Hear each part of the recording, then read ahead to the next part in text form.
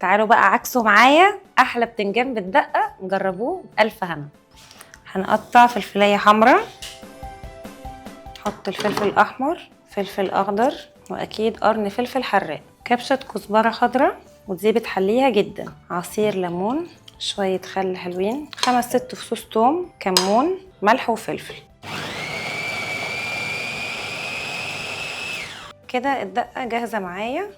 قطعت البتنجان حلقات كده وسبت حته من القشره زي ما انتم شايفين كده، وحطيت عليه ملح وحطيته في مصفى ينزل ميته وسبته يتصفى خالص، وبعد كده اخدناه وهو حلو كده.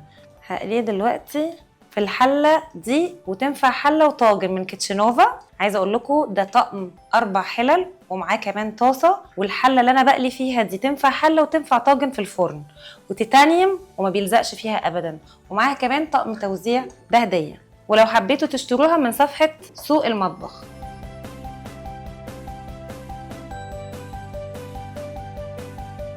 ناخد بقى دي، بصوا اموره ازاي. نحط البتنجان بتاعنا هنا فكده، ننزل بقى الخلطه بتاعتنا الدقه اللي لما تاكلوها مش هتقولوا لا.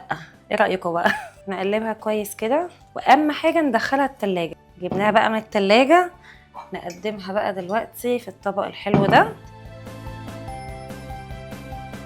شويه كزبره خضراء كده، جربوها وبألف هنا. ده احلى بتنجان بالدقه، تاكلوه في اي وقت مع عيش بلدي جنب اي اكله، عمره ما هيقول لا.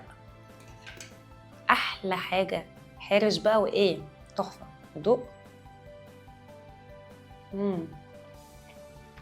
يلا شوفوا الوصفه.